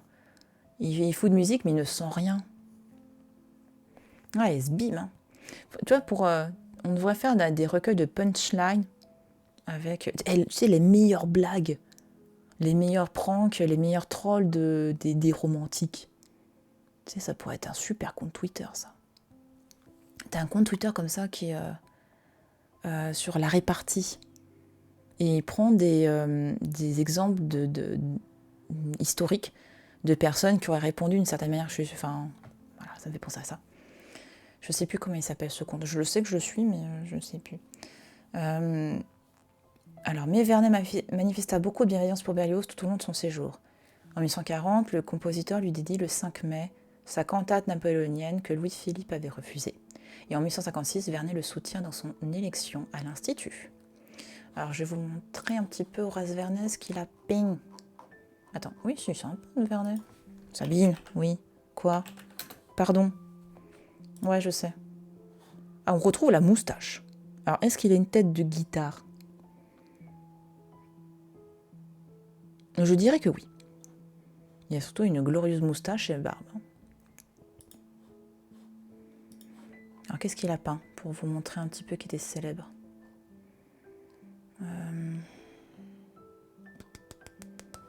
Parce que, oui, voilà, moi, Vernet, c'est surtout pour l'orientalisme, en fait. Mais il y en a une autre, je crois, qui est assez connue. Ouais, voilà, la bataille d'Iéna. C'est à Versailles. C'était un peintre officiel, hein, donc il devait peindre... Non, il n'y a pas d'autres trucs, d'accord. Sinon, ouais, Ah oui, la prise de la Smala d'Abelkader. Et je crois qu'elle est pas... Oui, elle est au... Hein? Ah, mais il y a une reproduction à Chantilly, non? Merde, je suis persuadée de l'avoir vue... Voilà, il y a une copie à Chantilly.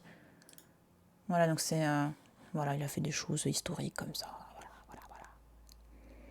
Aller en Italie pour un Rome antique, c'est pas toc. Mais si! Putain, t'es en forme, toi, aujourd'hui. Ça fait plaisir. Ça contrebalance avec moi. Putain, je vois ma tronche, là. Je crois que j'ai chez le médecin après. Et bim, tu as la meuf qui s'évanouit en plein stream. Allez! Non, ça va aller. Ça va aller, je vais tenir. Je m'évanouirai après, ne vous inquiétez pas. La fille qui vous fait flipper grave de bon matin comme ça. C'est beau, ça. Usant de la liberté qui nous était accordée, je cédais à mon penchant pour les explorations aventureuses et me sauvais aux abruses quand l'ennui de Rome me desséchait le sang. Putain, mais le gars, comme il écrit, quoi. C'est beau. Une première excursion conduit Berlioz à Tivoli en juin juillet 1831. Il y retourne plusieurs fois. Je n'ai jamais rien vu de si délicieusement beau. Ces cascades, ces nuages de poudre d'eau, ces gouffres fumants, cette rivière fraîche, ces grottes, ces innombrables arcs-en-ciel, les bois d'oliviers, les montagnes, les maisons de campagne, le village, tout cela est ravissant et original. Mais c'est beau, c'est un beau dessin. Très joli.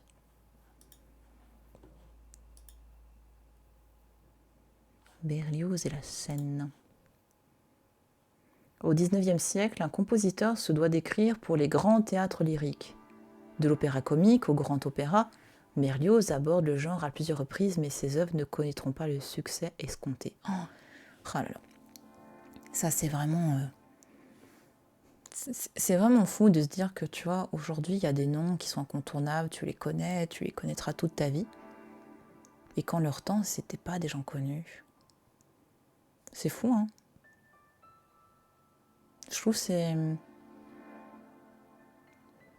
T'imagines Ça se trouve, je sais pas, ton voisin, ta voisine, dans 150 ans, c'est l'une des personnes les plus connues au monde parce qu'elle aura fait un truc qui aujourd'hui, bah, limite, on s'en fout. Et... Enfin voilà, je trouve que c'est toujours intéressant de se faire ce genre de réflexion sur... Ça te permet, je trouve, de relativiser en fait un petit peu sur le monde, son évolution et un peu j'allais dire la stupidité de l'instant présent, mais plus le côté éphémère, voilà. Tu me diras forcément tout est éphémère, mais ce que j'ai par là, c'est qu'on a des choses qui donnent l'impression d'être ancrées dans la pierre. Il y en a qui le sont, regarde, voilà ce que Berlioz, je te dis, on connaîtra ce nom pendant toute notre vie, mais qu'est-ce qui, tu vois, il y a ce côté aussi, la reconfiguration de cette culture classique, ou de ces grands noms. Comme je te dis, ça se trouve dans 100 ans, il y a des noms qui auront complètement disparu, alors que pour nous aujourd'hui c'est hyper important. Et il y aura d'autres noms qui sont complètement inconnus aujourd'hui, qui seront importants demain. Voilà, je trouve que c'est quelque chose qui te permet de relativiser sur beaucoup, qui te permet de rester humble, je pense, et surtout de ne pas prendre les autres pour des cons. Alors moi, je sais que ça m'aide beaucoup pour ça, en fait, de se dire que déjà, tu sais pas à qui tu t'adresses, tu sais pas qui est la personne en face de toi quand tu la connais pas, donc toujours bien parler, mais déjà, être gentil, tu vois. Enfin, ne pas prendre les gens pour des... Voilà. Et de se dire que tu sais pas ce que... De quoi... Enfin, qu'est-ce que l'histoire va retenir, en fait, finalement. Voilà, c'était le petit moment philosophique de la journée. Ah là là. Bref. Donc, c'est un beau portrait, ça. J'aime bien. C'est une affiche, non? C'est une caricature. Le mec derrière avec ses casseroles, j'adore. Oh, ça tacle. Ça tacle. Wagner, des casseroles en main, est conduit à l'Opéra de Paris où il monta Tannhäuser le 13 mars 1861. Derrière un Berlioz resté impassible devant la colonne de ses œuvres. Ah, pardon, je commence, je crois qu'il y avait une suite. De ses œuvres. Après le scandale de la représentation, Berlioz écrira « Pour moi, je suis cruellement vengé ». Il avait en effet souffert que l'opéra programmât le compositeur allemand alors qu'il refusait les Troyens. Après quoi, le lien entre Wagner et Berlioz, encouragé par Liszt, leur ami commun, sera définitivement rompu. Mais attends, du coup, c'est quoi les dates de Wagner? Parce que je me rappelle plus, là. Mince. Attends, il fallait mettre Richard Wagner.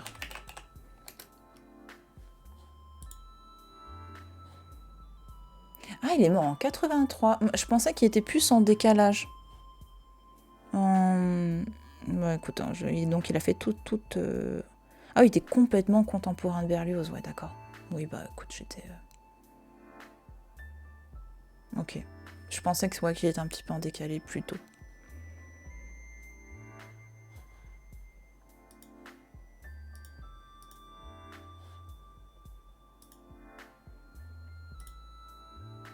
Voilà. Pas très bonne qualité. Hop. La flotte Troyenne au port. C'est une scène de théâtre, ça? Ouais. Esquisse de décor pour la deuxième partie des Troyens.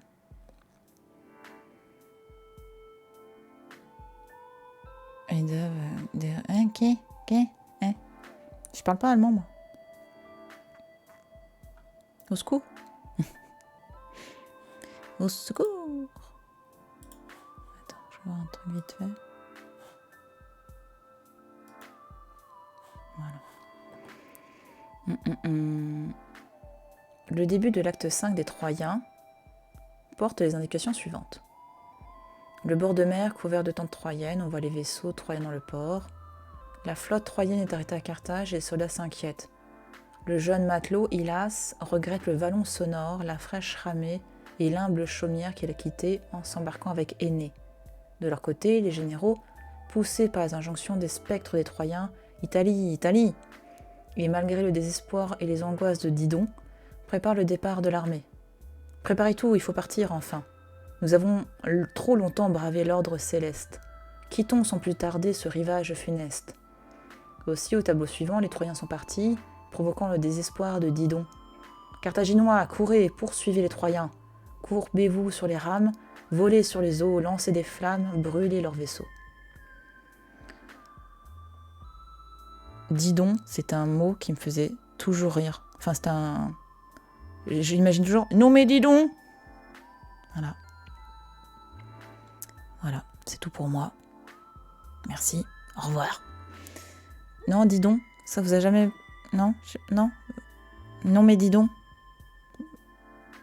Allez, non mais dis donc, c'est rigolo. Non, dans les Troyens, dis donc. Non mais dis donc. Bon, d'accord. La chevauchée des Valkyries. Ouais, c'est une très belle musique, ça. C'est une chouette musique. Berlioz fait sortir l'opéra des frontières dans lesquelles il était jusqu'alors enfermé. Sa symphonie, Roméo et Juliette, par exemple, inclut des personnages et des chœurs.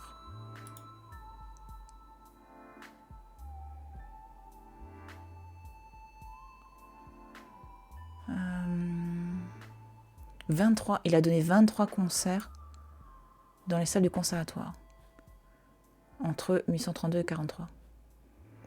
Les dossiers constitués pour chacun de ces événements comportent des documents qui nous livrent des précieuses informations sur les conditions matérielles du concert et son budget. Le concert du 24 novembre 1839, où l'on entendit pour la première fois Roméo et Juliette, comprend en outre les plans imprimés des différents étages de la salle du conservatoire, rez-de-chaussée, première et deuxième loge, sur lesquels sont inscrits les noms des propriétaires des loges et des personnes ayant réservé une place. C'est marrant. Parce que oui, tu réservais ta loge, enfin c'est encore le cas, hein. Tu peux encore réserver à l'année ta loge, et ça, au 19e, c'était la norme en fait de réserver ta loge pour l'année. Noumilidou. Salut la Patride, merci pour ton follow, bienvenue à toi. Donc on fait une petite expo virtuelle sur Berlioz, enfin on visite l'expo virtuelle sur Berlioz, où on est quasiment vers la fin de l'expo. Mais bienvenue à toi. Ah, mais oui, qu'est-ce que t'aimes, dis donc. Ah, tu crois que... Ah oui, ça doit être la chanson de Carlos, t'as raison. Salut Solide, comment tu vas? Tu vois, là j'ai cru que c'était Germain qui disait non mais dis donc. Mais j'ai vu que c'était... Parce que c'est très... Pour moi, les couleurs, c'est pas facilement lisible. Et je sais pas si t'as parlé plus tôt, Solide Seb, mais voilà, donc là je viens de voir ton pseudo, donc j'espère que tu vas bien. Et bienvenue. Roméo au tombeau des Capulets. Donc Roméo et Juliette.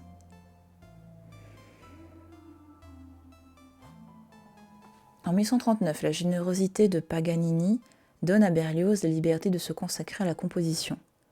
Il faut, me dis-je, que tout autre travail cessant, j'écrive une maîtresse œuvre sur un plan neuf et vaste, une œuvre grandiose, passionnée et pleine aussi de fantaisie, digne enfin d'être dédiée à l'artiste illustre à qui je dois tant.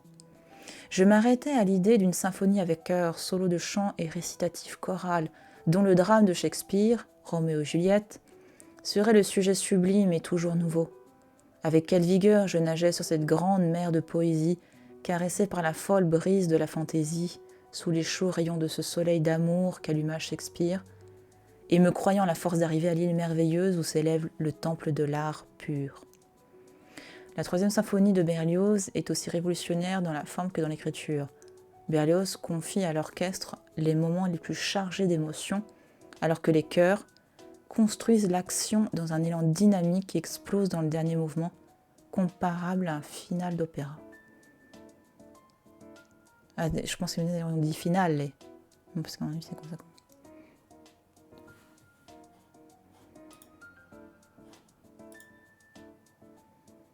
C'est la muse d'ailleurs. Alors, l'originalité de ces conceptions se heurte au conformisme de l'Académie royale de musique. La passion indéfectible de Berlioz pour l'opéra reste l'histoire d'une impossible rencontre avec le public parisien. Et pourtant, il a eu le prix de Rome. Hein. C'est impressionnant quand même de se dire qu'à un moment donné, il y a quand même eu ce succès, quoi. Alors, le compositeur Cherubini est la muse de la poésie lyrique. Tu sais, c'est comme Rémi dans Ratatouille. Elle le guide. Sabine, c'est comme ça que tu définis les muses? Oui. Oui. Et je trouve que je trouve que c'est une très belle analogie. Donc pas du tout romantique. Elle est plutôt sabinesque. Voilà. Des analogies pourries, c'est moi. D'accord? Donc les muses sont censées guider. En fait, on part du principe qu'un artiste est insufflé par un génie. Tu vois, on parle souvent, ouais, c'est un génie machin.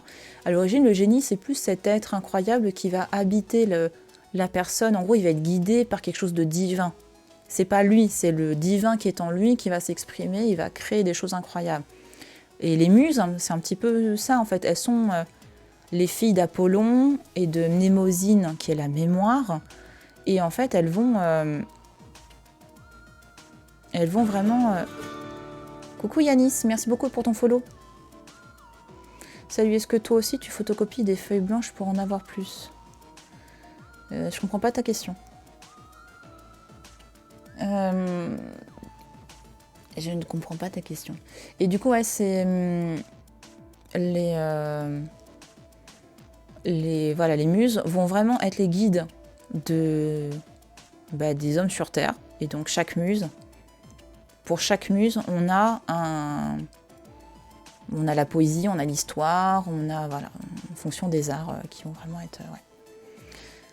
Et là, je trouve qu'il y a ce côté un petit peu guide, genre, voilà, je le guide. Voilà la musique, calme-toi un petit peu. Hein. Voilà. C'est du Ingres. Pas mal celui-là. Alors, ce tableau fut peint par Ingres en plusieurs étapes. Entre 1834, année où le peintre commence un simple portrait de Pierluigi Cherubini, et 1842, date à laquelle il montre la toile finie à Paris. Une allégorie figurant le compositeur et la muse Terpsichore. Cherubini était considéré dans les années 1830 comme l'un des plus grands compositeurs vivants. Alors que tu vois, aujourd'hui, on ne connaît plus On ne connaît plus, en fait, Enfin, les spécialistes connaissent, mais tu vois, moi, Cherubini, ça me disait rien. Ingres, qui était également un musicien de talent. Ah, ça, je savais pas qu'il... Ah si, il faisait du... Bah oui, le violon d'Ingres. Oh là là, Sabine, t'es fatiguée. Ouais, je sais. On voyait en lui un lien entre Mozart et Beethoven. La Restauration avait fait de Cherubini un pilier de la vie musicale en le nommant avec le sieur surintendant de la Chapelle Royale. Et depuis 1822, il était directeur du conservatoire à leur école royale de musique et de déclamation. Ingres et lui se sentaient sans aucun doute des points communs dans leur amour du classicisme et leur méfiance vis-à-vis de l'esthétique romantique. Si Berlioz connut peu Ingres, ses premiers pas dans la musique parisienne l'amenèrent évidemment à rencontrer le directeur du conservatoire, toujours une question de réseau, qui était aussi membre de la section musicale de l'Institut et faisait donc partie des jurys pour le prix de Rome. Ah bah voilà, il y a eu le prix de Rome, c'est une question de réseau, hein. Il s'ensuivit une longue relation faite du côté de Berlioz, d'admiration pour le compositeur, mais aussi de dérision pour les ridicules de l'homme du pouvoir, qui mit à plusieurs reprises des obstacles à sa carrière, comme le rapportent les mémoires. Ami de Cherubini, Ingres n'aida pas non plus Berlioz. Il ne soutint pas les différentes candidatures du compositeur à l'Institut dont il faisait partie. En 1857, pourtant, il était présent avec d'autres membres de l'Institut pour la lecture que Berlioz donna de son poème Les Troyens chez Hittorf. D'accord, donc oui, voilà. C'est aussi pour ça qu'il a eu le prix de Rome. C'est toujours une question de réseau aussi, attention, hein, ça n'a pas changé. Ça retire pas le talent des gens, attention. C'est juste que, pour percer, tu dois connaître les gens qu'il faut. C'est tout. Tu peux avoir de la chance, donc après il faut savoir et pouvoir saisir cette chance, mais le réseau a toujours été au centre des réussites, ou la bonne naissance, mais pour moi c'est lié au social. Salut, je viens de chez Elfranc. Bienvenue à toi, Spidays. Bienvenue à toi, merci pour ta présence.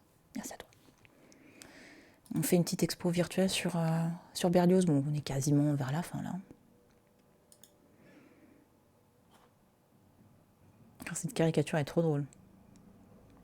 Le mec, lui, il se tape la tête, il en a poum, poum, poum, il en a trop marre. Groupe d'auditeurs au conservatoire. Ah oui, Eugène Lamy, c'était un caricaturiste. Eugène Lamy réalisa probablement ce dessin après une exécution de la 7e symphonie de Beethoven, le 12 janvier 1840 au Conservatoire de musique. Contrairement à ce que le titre du dessin semble indiquer, la première audition de cette œuvre eut vraisemblablement lieu au Conservatoire de Paris. Bon, je me suis follow quand tu étais... Oui. Bah merci en tout cas pour ton soutien. Merci, c'est gentil. Et merci à Franck. Mais c'était cool en tout cas. On en fera d'autres d'émissions, parce que c'était chouette. Ah oui, mais Benvenuto. Oh, Benvenuto. Ah, ça me parle plus. Faust, la damnation de Faust. Pour créer en décembre 1846 la damnation de Faust, opéra de concert non destiné à la scène, Berlioz est contraint de louer l'opéra comique à ses frais et pour sa ruine. 4 soirées suffisent à faire tomber sa légende dramatique. Mince!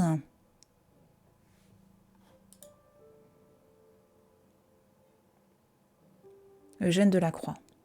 Putain, j'avais pas reconnu. C'est marrant, le dessin, là, ça fait vachement gribouillis d'école, tu vois. Enfin, tu vois, quand t'es allé en cours et que tu t'ennuies, tu dessines. Bon, lui, visiblement, dessinait des femmes à poil, mais... Oh, ouais, je sais.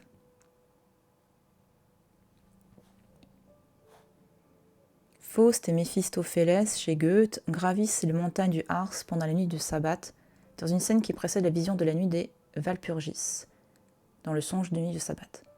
Berlioz reprendra la seconde partie du titre pour le dernier mouvement de la symphonie fantastique. Ouais, c'est ce qu'on avait vu par rapport à la musique tout à l'heure. Au cours de cette nuit apparaît la vision cauchemardesque d'une ombre où Faust reconnaît Marguerite. Il comprend qu'elle va mourir et ordonne à Méphisto de la sauver. La 4e partie de la damnation reprend ce moment de la tragédie de Goethe. L'apparition de Marguerite est remplacée par un récit de Méphisto. « Sauve-la, misérable !» exige Faust.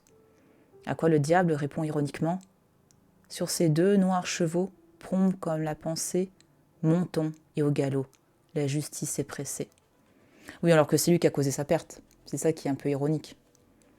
Enfin, Faust va faire un pacte avec le diable pour... en gros, il en a marre d'être vieux. Il veut retrouver sa jeunesse. Et il va tomber amoureux de Marguerite. Sauf qu'en gros, une fois qu'il l'aura eue, il ne sera plus amoureux d'elle. Voilà, concrètement. Marguerite va être perdue parce que elle est même enceinte.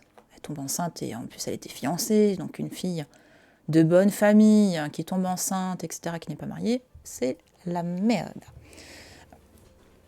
Et donc enfin, à la fin, elle se laisse mourir et Faust va demander à la sauver. Comme c'est indiqué. Après, en fonction des auteurs, tu as différentes variantes. Mais voilà. Bon, ouais. Il est beau ce costume.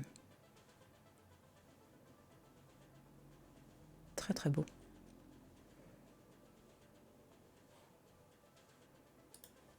C'est Marguerite du coup. Côté très... Hop. Baden, ah oui, ce qu'il disait Baden-Baden. Le théâtre lyrique.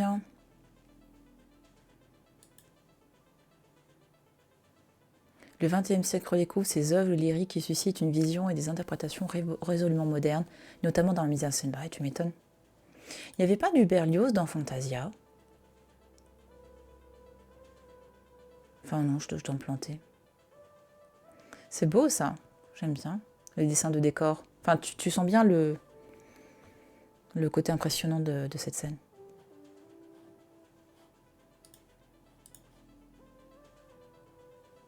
Le songe de Faust. Un autre décor pour l'Opéra de Paris.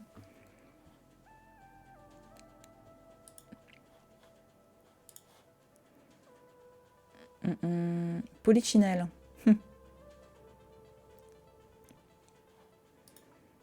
Ok. Et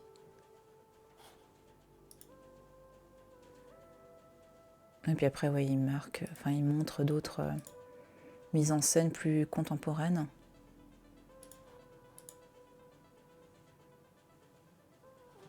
Ça aussi, c'est chouette, les décors de théâtre comme ça. Ok. Bon, il y a une... hop. Je mets le lien de l'exposition dans le chat. Comme ça, vous pourrez la revoir, la parcourir tranquillement, parce qu'il y a plein de... Enfin, il y avait des panneaux qu'on n'avait pas vus, du coup. Moi, je vais devoir m'arrêter, parce qu'en fait, j'ai un rendez-vous téléphonique à 11h. Et oui, c'est la vie, les amis. Donc, en tout cas, j'espère que cette expo vous a plu. Moi, j'ai bien aimé.